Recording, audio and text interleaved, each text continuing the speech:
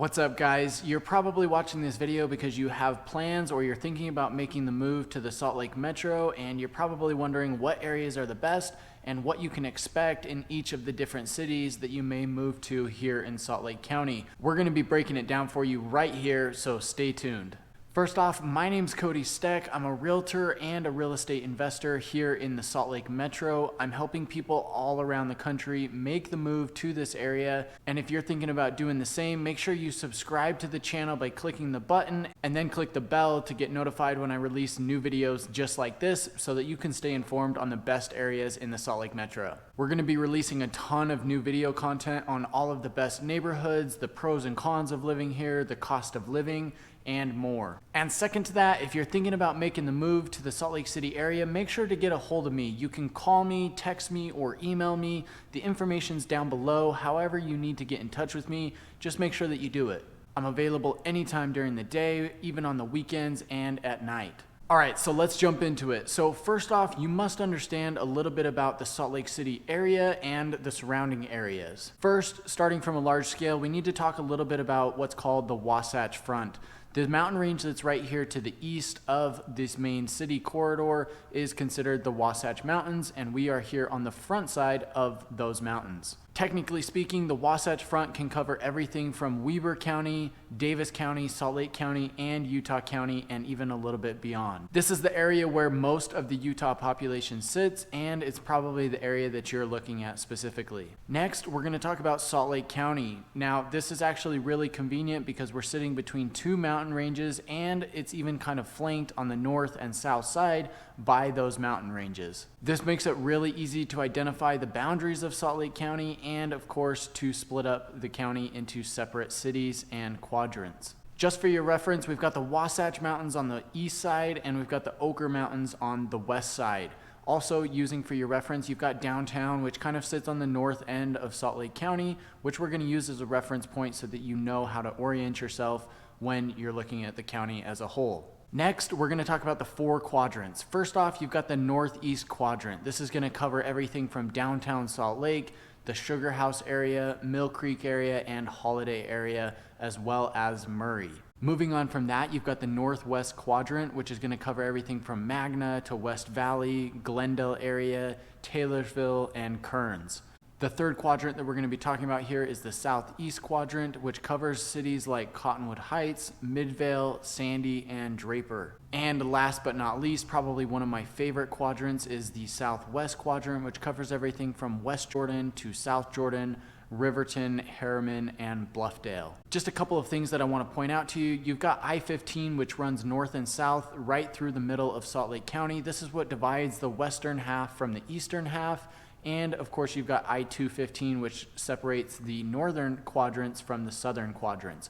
You may hear people when you're here refer to the east side or the west side. When they say that, they're referring to anything east of I-15 or west of I-15. And of course, two other roads to mention here. You've got I-80, which is an interstate highway, and you've got Bangerter Highway, which is another large highway here in the Salt Lake Valley that will help you get around town much quicker. Okay, so now that you have a rough idea of how everything is laid out, we're going to be talking about where the best areas are to live that are going to fit your lifestyle. We're going to briefly touch on each quadrant here, but of course, in future videos, we're going to be going in depth on each quadrant, each city in particular, and even the best neighborhoods within each of those cities. We're going to get super focused here, so make sure you watch out for those future videos. The best way to do that, of course, is by subscribing to the channel if you haven't already done so. Now, before I talk about this, I do want to make the disclaimer that I'm going to be making some generalizations about each of the quadrants, and of course, this isn't going to apply 100% across the board. This is just to give you a rough idea of how these quadrants are, so let's jump into it. First off, talking about the northeast quadrant, you've got Salt Lake City and you've got Sugar House, which are the two main cities. Sugar House is actually an unincorporated part of Salt Lake City. And of course, we're also talking here about Mill Creek and the Murray areas. Generally speaking, these are where you're going to find the oldest homes here in the county. These were the first cities to be developed over the years, and so you're going to find older homes generally built in the early 1900s. Downtown Salt Lake and the Sugar House area, of course, is very hip, and you're going to find lots of coffee shops, you're going to find microbreweries. These areas are very walkable, which make it very easy to get around on foot. foot or on your bike. You're also going to find more younger people in these areas, and of course you're going to find less kids just because you're going to have a younger demographic. Moving on to the Northwest Quadrant, which contains Magna, West Valley City, Taylorsville, and Kearns, this is going to be your more affordable area. This is probably the second biggest quadrant to be developed over the years. Most of the homes here are going to be built between the 1940s and the 1980s. You're going to find a lot of younger families here. This is typically the area where you get into a starter home if you're here in the Salt Lake Metro.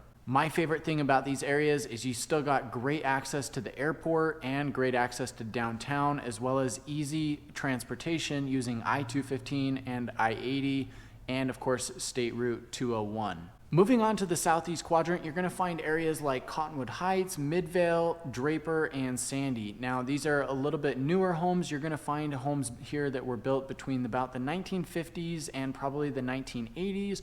But of course, you're going to find little pockets of homes that are much newer than that, even just built in the last couple of years. These are typically higher end homes, and you're going to find a lot of empty nesters or older couples that are living in these areas just because the homes are more expensive, and a lot of these people have been there for many years. I don't want to make it sound like there's not a lot to do in these cities. They're actually some of the safest and quietest neighborhoods here in the Salt Lake County, and my favorite part, they're close to the main ski resorts. And last but not least, like I said, one of my favorite areas, you've got the Southwest Quadrant, and the best thing about this area is it's new.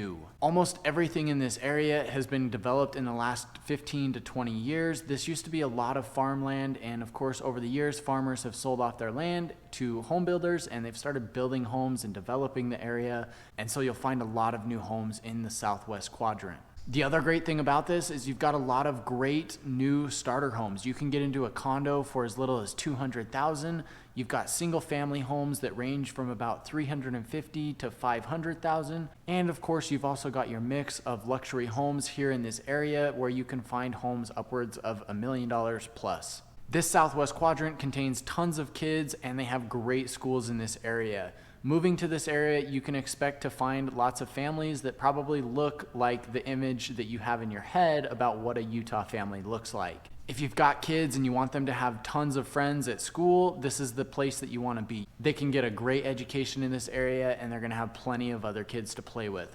That also means that there's lots of amenities for kids. This is where the aquarium is located. There's tons of parks, tons of swimming pools, and lots of other things to do here. So guys, I hope that gives you a rough overview of the different quadrants here in Salt Lake County, and I hope this gives you a better idea of what areas you may be interested in. Like I mentioned before, look out for those future videos where we're going to go in depth on each quadrant, what kinds of homes you can expect to find there, what it looks like. We're going to be showing you the types of homes that you can find, as well as what kind of shops and amenities are there. And we're going to go deep into what the best cities are in those quadrants and the best neighborhoods within each of those cities. So guys, I hope you enjoyed this video. If you would, please subscribe to the channel, click the bell to get notified when I release new videos like this. And of course, please, if you're thinking about making the move here to the Salt Lake City area, give me a call, shoot me a text, or send me an email. And until next time.